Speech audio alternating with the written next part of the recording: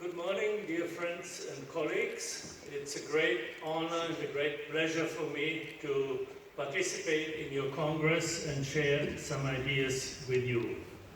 Cari amici italiani e italiane, vorrei anche portarvi un saluto in italiano, semplicemente per dirvi che quando ci incontriamo potete benissimo parlare italiano, vi capisco. Grazie.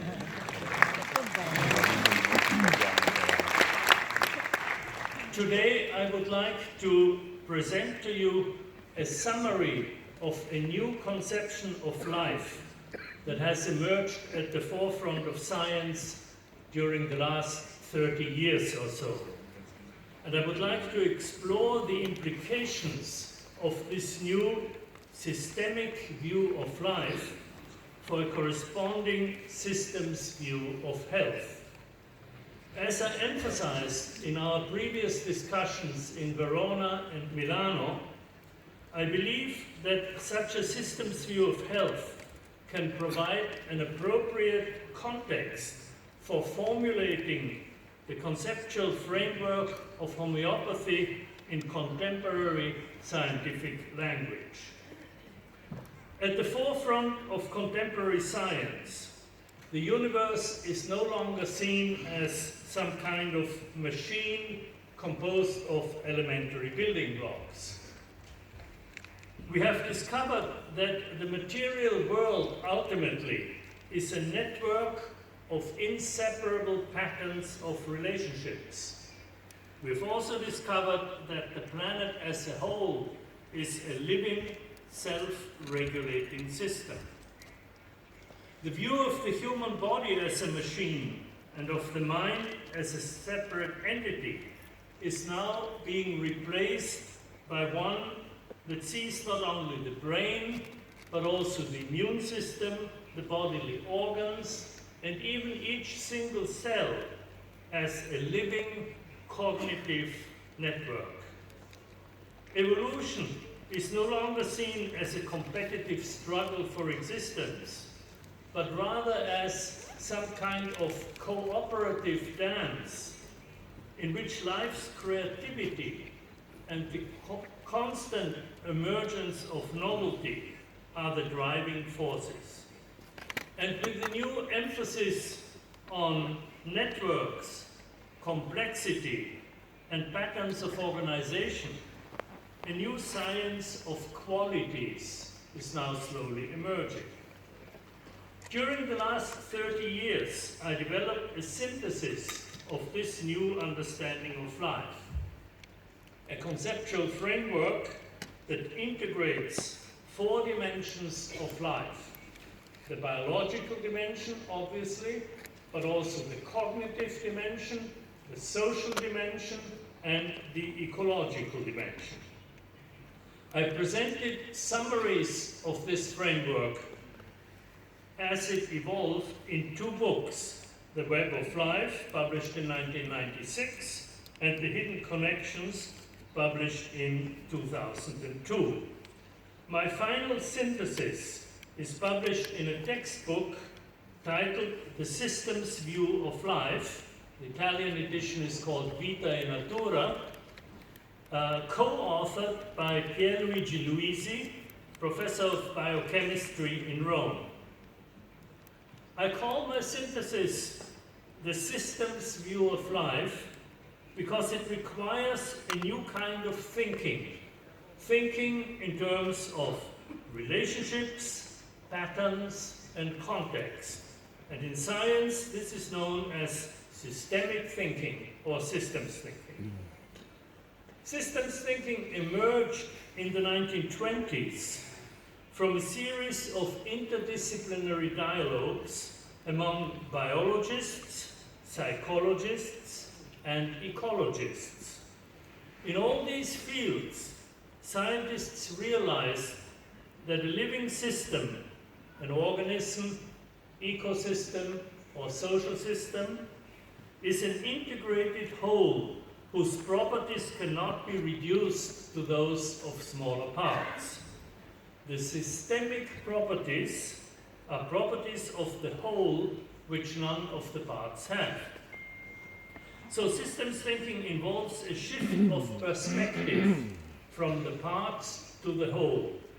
The early systemic thinkers expressed this insight in the now well-known phrase, "the whole is more than the sum of its parts." Now, during the 1970s and 1980s, systems thinking was raised to a new level with the development of complexity theory, technically known as nonlinear dynamics. This is a new mathematical language that has allowed scientists for the first time to handle the enormous complexity of living systems mathematically. Chaos theory and fractal geometry are important parts of complexity theory. This nonlinear mathematics is essentially a mathematics of patterns, of relationships. Strange attractors and fractals are examples of such patterns. They are visual representations of the system's complex dynamics. During the last 30 years, the strong interest in nonlinear phenomena generated a whole series of new and powerful theories that have dramatically increased our understanding of many key characteristics of life. My synthesis of these theories is what I refer to as the systems view of life. To present it properly would take a whole seminar or even a whole course. And in fact, I'm teaching such a course online. If you're interested, it is called Capra course, easy to remember. The website is capracourse.net. Here I can give you only a few highlights. One of the most important insights of the systemic understanding of life is the recognition that networks are the basic pattern of organization of all living systems. Ecosystems are understood in terms of food webs, that is, networks of organisms. Organisms are networks of cells, organs and organ systems, and cells are networks of molecules. So the network is a pattern that is common to all life. Wherever we see life, we see networks. Indeed, at the very heart of the change of paradigms from the mechanistic to the systemic view of life, we find a fundamental change of metaphors, from seeing the world as a machine to understanding it as a network. Now, closer examination of these living networks has shown that their key characteristic is that they are self-generating. Technically, this is known as autopoiesis, the theory of autopoiesis developed by Umberto Maturana and Francisco Varela in Chile. Autopoiesis, from the Greek, means self-making. In a cell, for example, all the biological structures, the proteins, enzymes, the DNA, the cell membrane, and so on, all these structures are continually produced, repaired, and regenerated by the cellular network. Similarly, at the level of multicellular organisms, the bodily cells are continually regenerated and recycled by the organism's metabolic network. So living networks continually create or recreate themselves by transforming or replacing their components. And in this way, they undergo continual structural changes while preserving their web-like patterns of organization. And as you all know, this coexistence of stability and change is indeed one of the key characteristics of life. Now, because of the inherent circularity of self-generating networks, in which the network produces components which become part of the network and contribute to producing other components. Because of this circularity, all living networks have feedback loops incorporated in them. This was recognized already by the cyberneticists in the 1940s, who distinguished between self-balancing or negative and self-amplifying or positive feedback. Because of their multiple self-balancing feedback loops, living organisms display a high degree of stability. This stability is utterly dynamic. It is characterized by continual, multiple, and interdependent fluctuations. All the variables of a living organism fluctuate continually between tolerance limits. The more dynamic the state of the system, the greater its flexibility, its ability to adapt to environmental changes. So, living systems generally remain in a very stable state, even though energy and matter flow through them continually and their structures are continually changing. High stability, but every now and then they will encounter points of instability, known technically as bifurcation points, where there's either a breakdown or more frequently a spontaneous emergence of new forms of order. The detailed theory of these bifurcations shows that the instabilities and jumps to new forms of organization are the result of fluctuations amplified by feedback loops. The system encounters a small disturbance, which circulates through multiple feedback loops and is amplified until the system as a whole becomes unstable. At this point, it will either break down or break through to new forms of order. This spontaneous emergence of order at critical points of instability, which is nowadays often referred to simply as emergence, is one of the most important discoveries of the system's view of life, in my opinion. It has been recognized as the dynamic origin of development, learning, and evolution. In other words, creativity, the generation of new forms, is a key property of all living systems. Another radical idea in the new systemic understanding of life is a novel conception of mind, which finally overcomes the Cartesian division between mind and matter. You will remember that in the 17th century, René Descartes based his view of nature on the fundamental division between two independent and separate realms. That of mind, which he called the thinking thing, res cogitans in Latin, and that of matter, the extended thing, res extensa. Following Descartes, scientists and philosophers continued to think of the mind as a thing, some kind of intangible entity, and they were unable to imagine how this thinking thing related to the body. The decisive advance of the system's view of life has been to abandon the Cartesian view of mind as a thing, to realize that mind is not a thing but a process.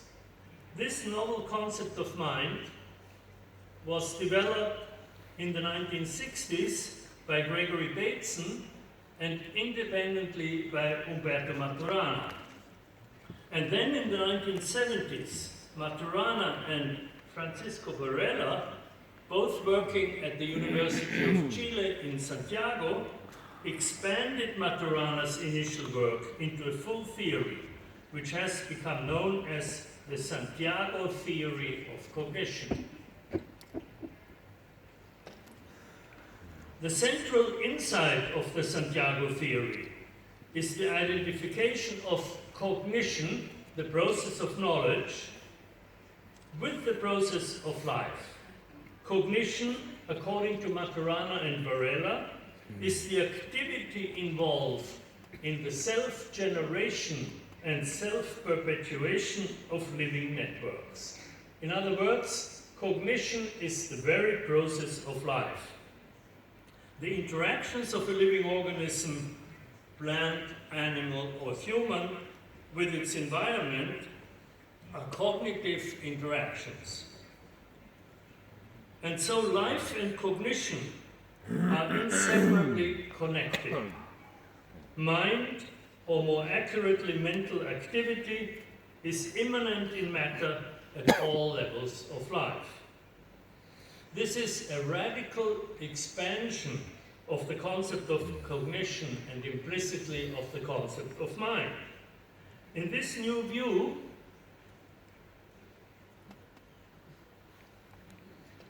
cognition involves the entire process of life, including perception, emotion, and behavior, and does not even necessarily require a brain and a nervous system.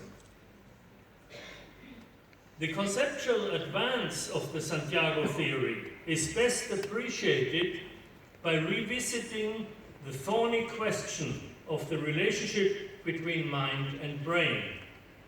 In the Santiago theory, this relationship is simple and clear. The Cartesian characterization of mind as a thinking thing is abandoned. Mind is not a thing, but a process, the process of cognition, which is identified with the process of life. The brain is a specific structure through which this process operates. So the relationship between mind and brain is one between process and structure. Moreover, the brain is not the only structure through which the process of cognition operates. The entire structure of the organism participates in the process of cognition, whether or not the organism has a brain and a higher nervous system. The Santiago theory of cognition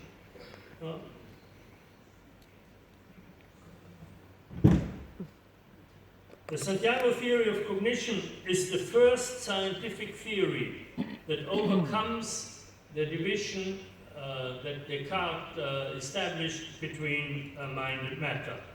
Mind and matter no longer appear to belong to two separate categories, but can be seen as representing two complementary aspects of the phenomenon of life, process and structure.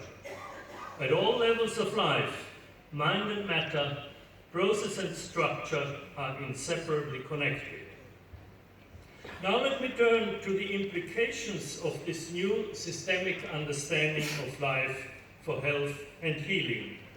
I know that I'm throwing a lot of concepts at you, and I hope you will bear with me. The system's view of health begins with the realization that it is impossible to give a precise definition of health. The reason is that health is largely a subjective experience whose quality can be known intuitively but can never be exhaustively described or quantified. Health is a state of well-being that arises when the organism functions in a certain way. How does it have to function? Well, the description of this way of functioning will depend on how we describe the organism and its interactions with its environment.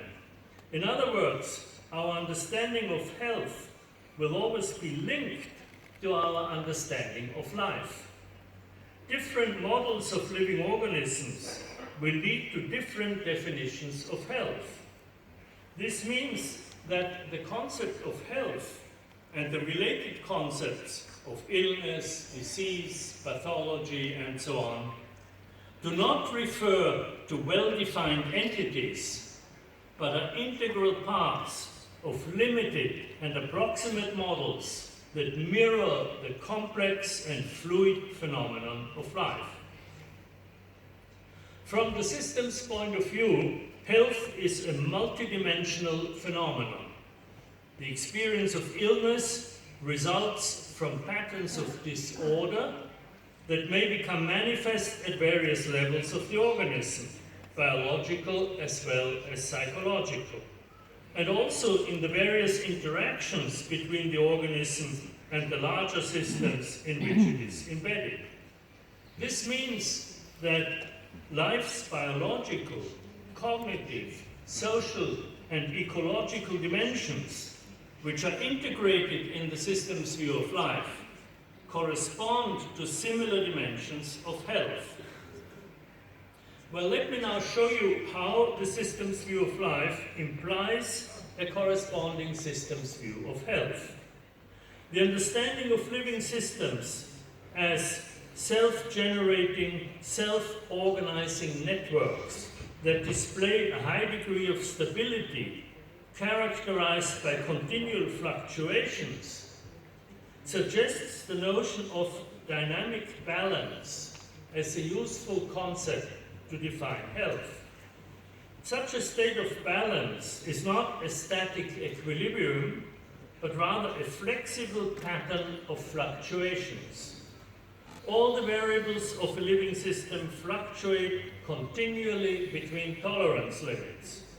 The more dynamic the state of the system, the greater its flexibility and resilience, its ability to adapt to environmental changes. With this meaning of dynamic balance in mind, I want to define health as a state of well-being resulting from a dynamic balance that involves the physical and psychological aspects of the organism, as well as its interactions with its natural and social environment. This definition is consistent with many traditional models of health and healing, which acknowledge the healing forces inherent in every living organism. That is, the organism's innate tendency to re-establish itself in a balanced state when it has been disturbed.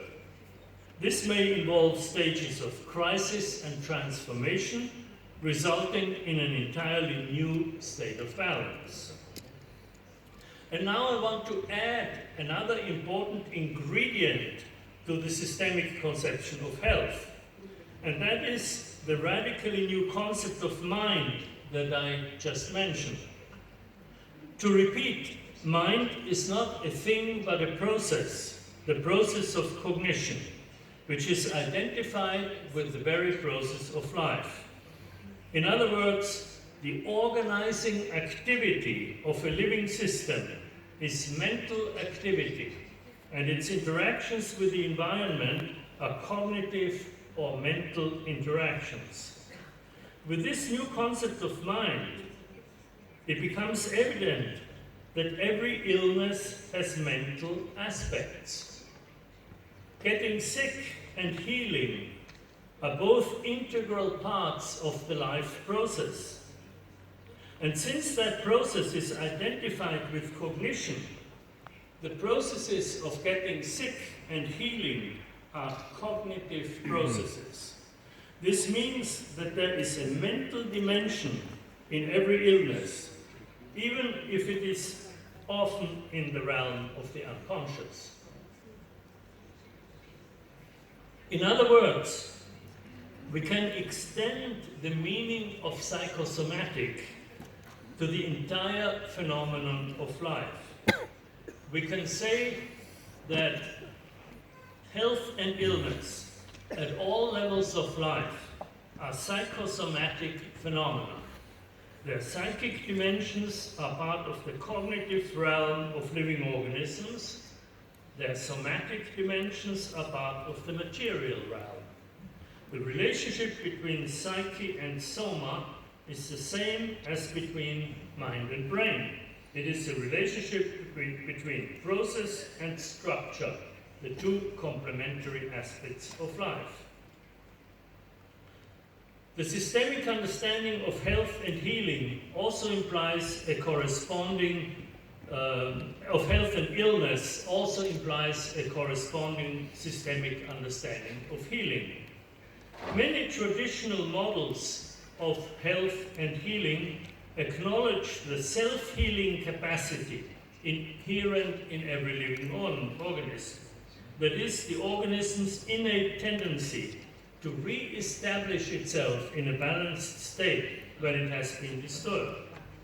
In systems language, this tendency is associated with the self-balancing feedback loops inherent in living organisms, through which the self-organizing system returns more or less to the original fluctuating state.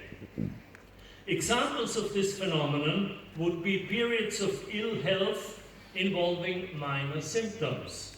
These are normal and natural stages in the organism's process of restoring balance by interrupting our usual activities and forcing a change of pace. As a consequence, the symptoms of these minor illnesses usually disappear after a few days, whether or not a treatment is received.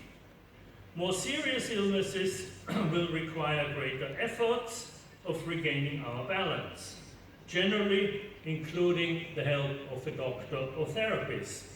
And they may include stages of crisis and transformation, leading to the emergence of an entirely new state of balance. Again, feedback loops are relevant here, but this time the feedback is self-amplifying, and the whole process is the process of emergence that I mentioned earlier. Major changes in a person's lifestyle induced by severe illness are often examples of such creative responses, which may even leave the person at a higher level of health than the one enjoyed before the challenge. Well, to conclude, let me add a few words about homeopathy. In my view, homeopathy is essentially a systemic approach to health and healing. The concept of health as dynamic balance, in particular, is central to homeopathy.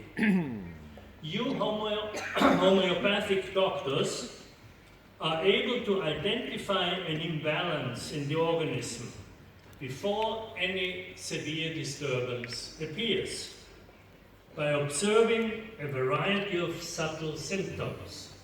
These subtle symptoms represent the organism's response to imbalances, and from them the homeopathic diagnosis identifies an integrated pattern, a kind of gestalt of symptoms, which mirrors the patient's personality.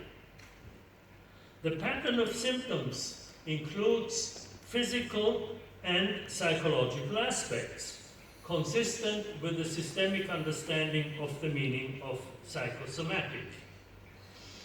The homeopathic therapy consists in matching the pattern of symptoms that is characteristic of the patient with a similar pattern characteristic of the remedy. Using systemic terminology, I would say that the remedy is a perturbation that triggers a process of emergence, which is the process of healing. Now, when a living network is disturbed, according to the theory of autopoiesis, it will respond especially to those disturbances that correspond to its own structure. This phenomenon would correspond to what is sometimes described as a resonance between the pattern of symptoms and the pattern of the homeopathic remedy. And of course, then there are the still mysterious questions, at least mysterious to me, of the potentiation and of the complexity of water. Now, I would call the characteristics that I have mentioned the systemic principles of homeopathy. And I believe that based on the new systemic understanding of life, it should not be too difficult to formulate them in contemporary scientific language. And with that, I thank you for your attention and I wish you a productive Congress.